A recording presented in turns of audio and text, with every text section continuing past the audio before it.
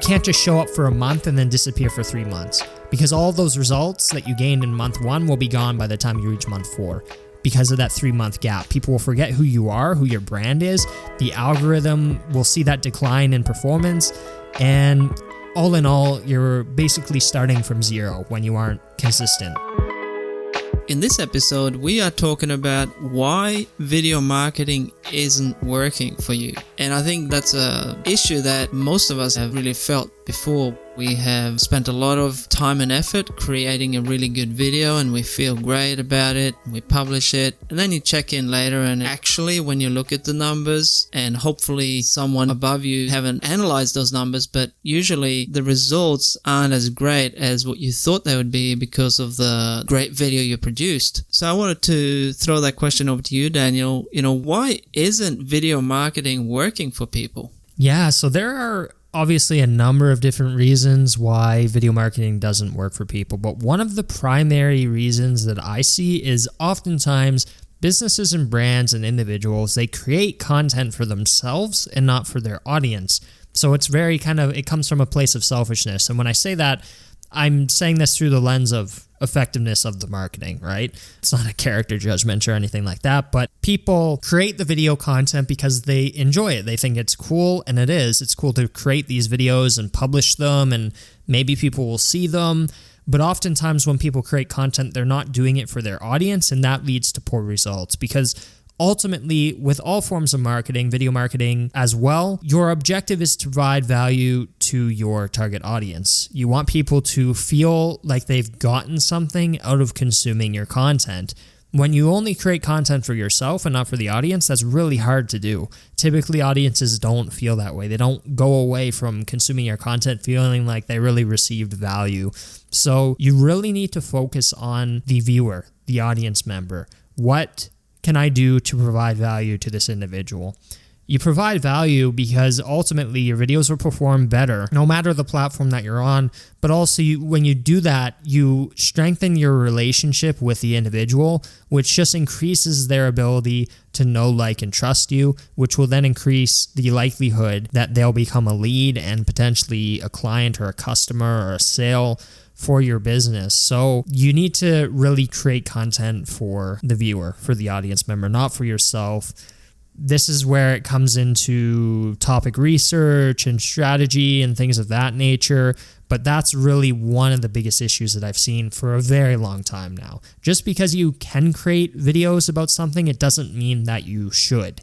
There are things that are worth creating and things that aren't really worth creating. And oftentimes when you're creating content just for yourself, it tends to fall underneath that bucket of things that aren't worth creating. When you create it for other people, then it's worth creating because it comes from a place of providing value. Absolutely. And, when we're talking about knowing your audience, that is, I guess, often where you start with any type of marketing. But it doesn't just end there, because you might know your audience and know exactly who you're creating content for and how you should speak to them. But would you say that's just one component, and that what's really needed is an overall holistic kind of like full funnel video strategy? Yeah.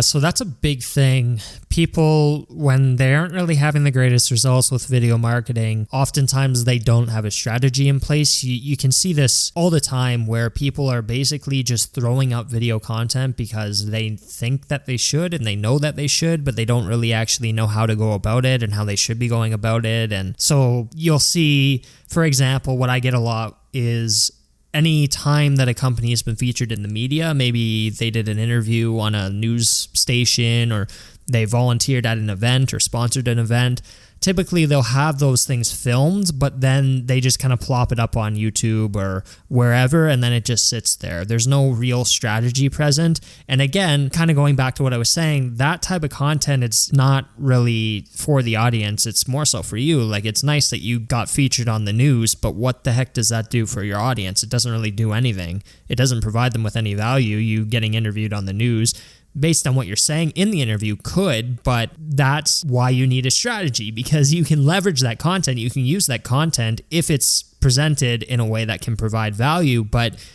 oftentimes that isn't the case. So you need to have a video marketing strategy. You need to determine who your target audience is, like with any other marketing strategy.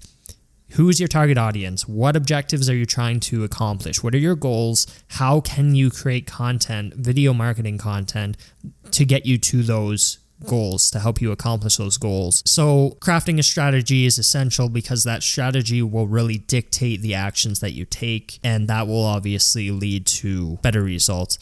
What gets measured gets accomplished. You don't want to be just throwing things out in the air and throwing them up on, oh, well, here's a video clip that can go on Instagram and this can go on YouTube and this on TikTok. And then you don't publish again for 3 months. And the content that you did publish was not valuable at all. So you need to actually take the time to craft a strategy for sure. Yeah.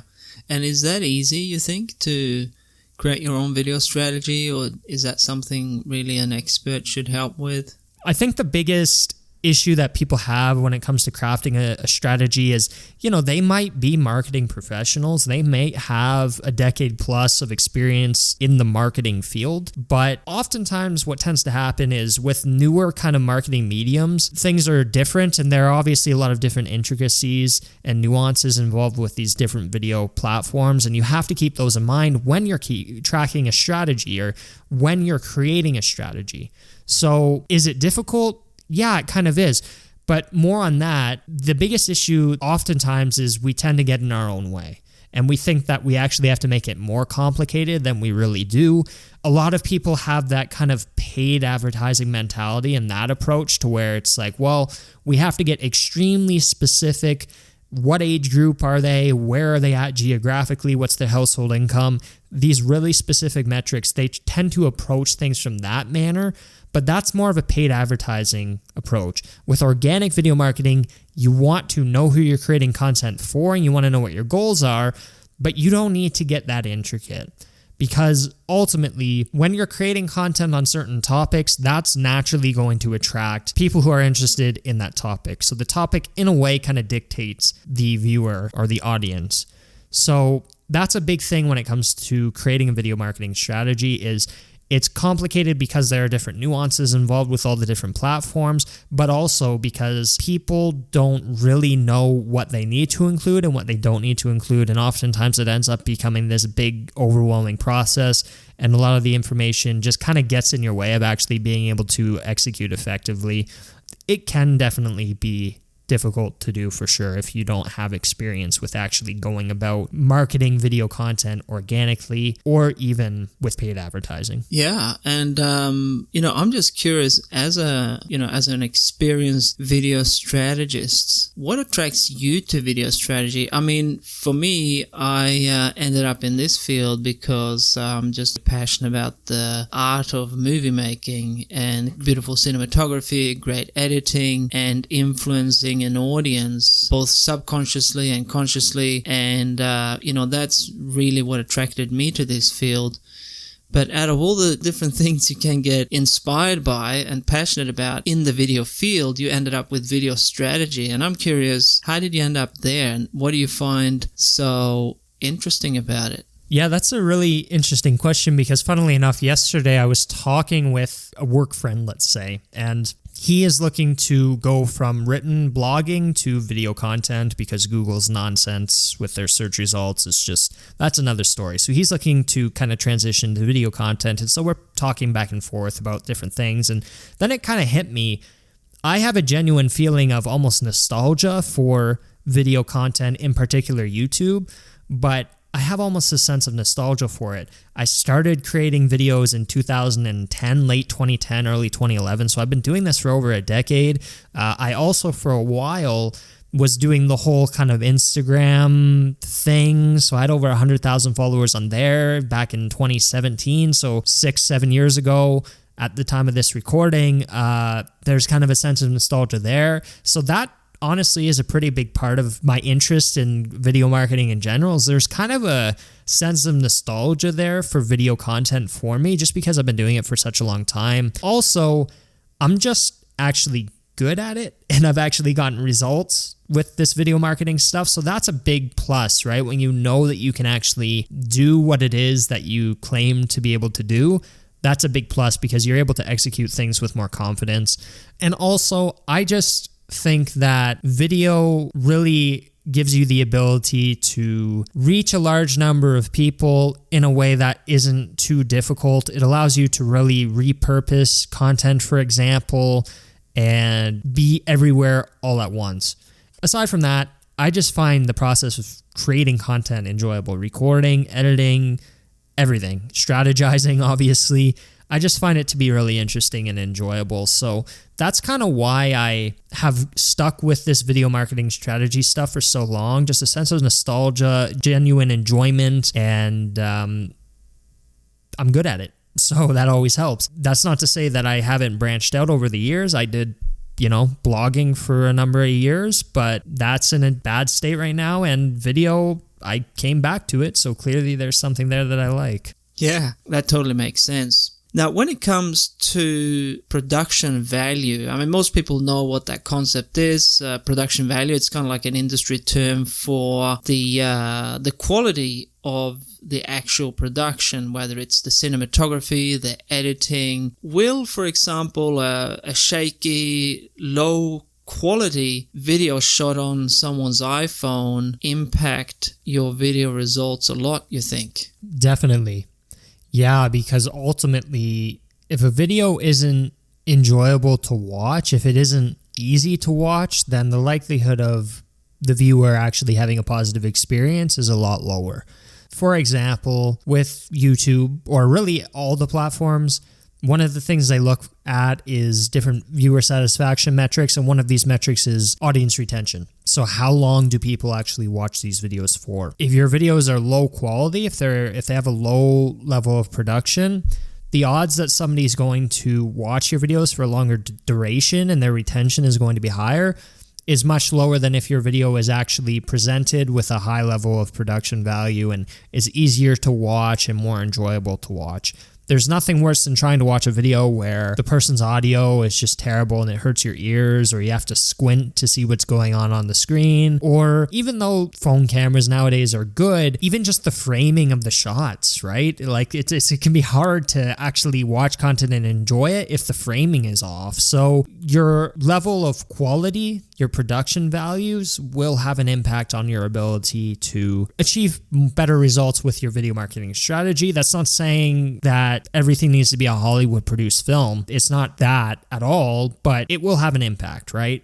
If your video quality, if the production quality affects somebody's ability to consume your content, then that's going to affect your ability to get results. Yeah, and you mentioned Hollywood. I mean, you can have a crew of 100 people and they spend one day getting one shot. That might be 5 to 10 seconds in the final film. So, why do they do that? There's obviously a reason, because the higher the production value, the more perfect everything is, the more immersive and impressive, the more the effect on the audience, especially this concept of immersing the audience, which is what we want to do too with video marketing, because you want people to kind of forget what they're doing, forget where they are in that moment, so that they can focus on your message. So there's a big distance between the Hollywood movie production value and iPhone video shot with bad lighting, bad audio, and,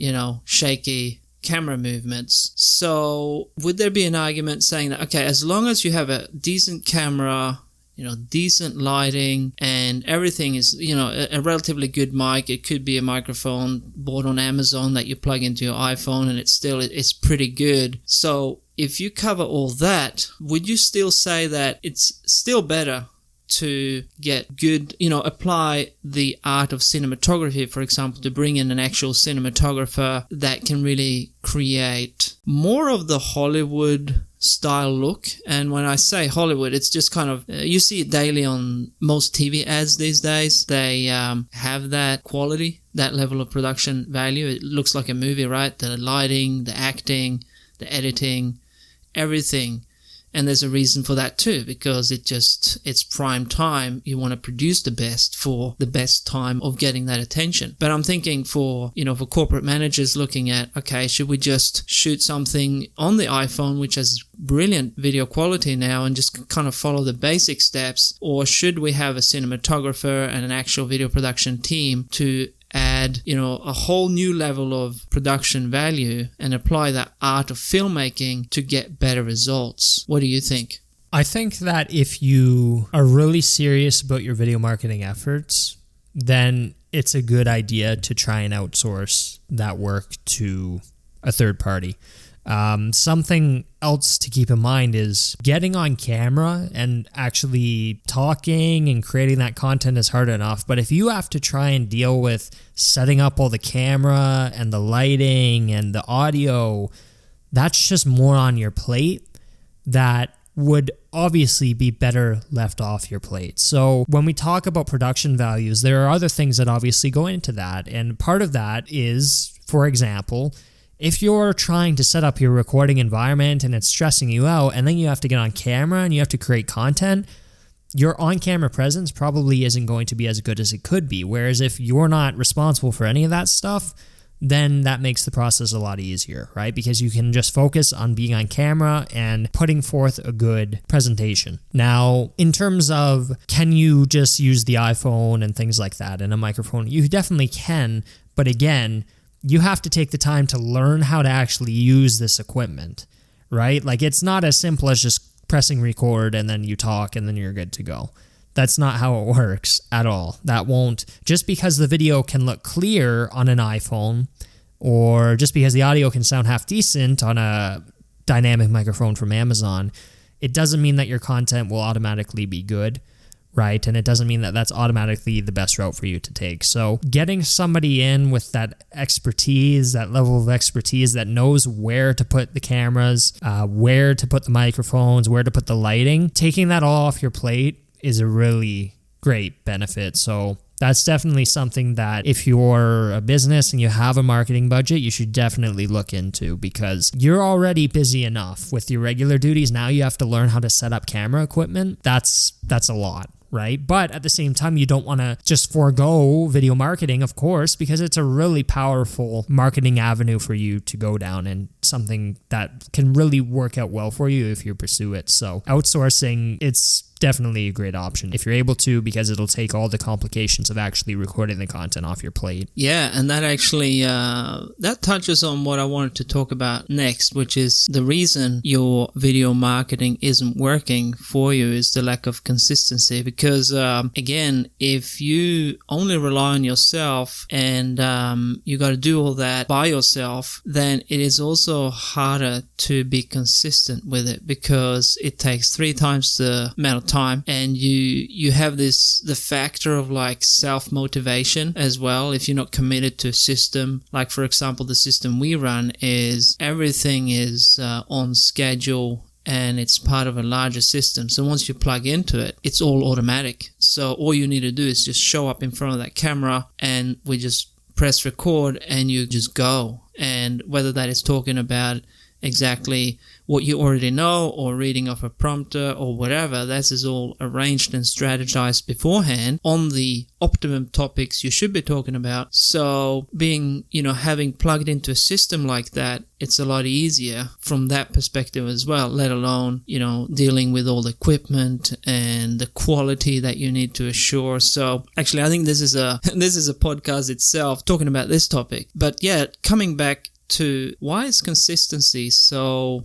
important, and why does your marketing result depend on that a lot? Consistency is important for a variety of different reasons. I mean, first and foremost, the content creation angle. The more videos that you create, the easier it's going to become, right? So maybe when you first are recording content, it takes you 3 hours, but if you do it consistently, practice makes perfect, right? So then maybe it goes down to 2 hours. Creating the actual content, filming, recording, whatever you want to call it, that process is benefited tremendously by just creating content consistently. Now, in terms of the actual results of your marketing efforts, consistency is extremely important because, well, there are multiple different reasons. First and foremost, no matter the platform that you're on, the algorithms are looking for those results, for that data, right? And the way that you accumulate that data faster, so then the algorithms can have a better idea of what your content's about, who it should be shown to, how often it should be shown. The more consistent you are with publishing content, the easier that process becomes because the data collection comes in quicker. So when you are inconsistent, it takes a longer time for you to build up those metrics that these algorithms look at, which leads to slower growth and poorer results, essentially. If you create content consistently, your marketing efforts will just be a lot more effective. And obviously, that's kind of the objective. Now, as a side note, kind of going off the algorithm angle, people in general are just more likely to be more engaged with your brand if there's consistent content coming from you that they can consume. Right? There's nothing worse than you create content for a month and then 3 months goes by and you don't publish anymore. And then you try and publish it again, and then you're basically back at zero because everybody who became aware of your brand and started consuming your content 3 months ago has now forgotten who you are, right? Because when you're creating content, you're competing against everybody else at the end of the day. So if everybody else is publishing consistently and you aren't, then you're going to get left behind and your marketing efforts are going to be less effective. So there's the algorithm side of things, and then there's also just the general human side of things. And then there's also the actual production of content and how that gets easier the more that you do it. So the last main problem why video marketing isn't working for you is kind of a surprising one. On paper, it might sound easy or like, oh, that's not really a problem, but actually it really is. And what is that, Daniel? That last kind of component is patience. A lot of people just have a general lack of patience, and this obviously isn't just unique to video marketing, but when it comes to video marketing, that's a really big issue. I see it all the time. People will pursue video marketing and they'll do things properly for a month and then they'll quit. Or they'll start off doing 3 videos a week, and then by month 2, they're on 1 video a week, and then by month 3, they're just completely stopped, or they're doing 1 video every 2 weeks. They don't have that patience to wait for the fruits of their labor to really actually turn into something. And a lack of patience is an issue for many different reasons. Algorithm-wise, if you aren't being patient enough to wait for your content to accumulate those metrics and those signals that these algorithms on YouTube, TikTok, Instagram, etc. look for to judge the quality of your content, if you aren't being patient enough and waiting for those signals to build up, then you're almost you have 1 foot in the door and 1 foot out the other. You're not actually even through the door yet. So you need to actually wait until you're through the door, and that takes patience. Now, aside from kind of the algorithm side of things, just for your own sake, the longer that you create content, the more effective it'll be and the easier it'll be. And you have to learn those skills to be able to actually create that content and to improve the content quality and the on-camera presence and things of that nature.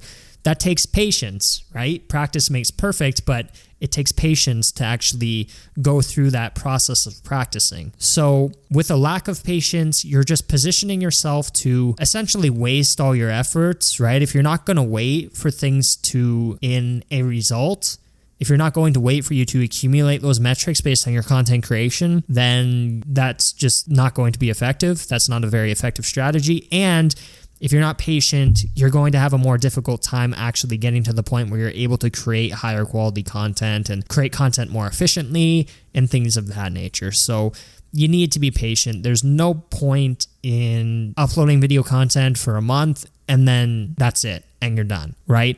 The objective should be to create video content in a way that's efficient, but it should be a long-term plan because there's no rushing this stuff. There's no point in pouring money into a paid advertising campaign that when you stop the campaign, the traffic completely shuts off.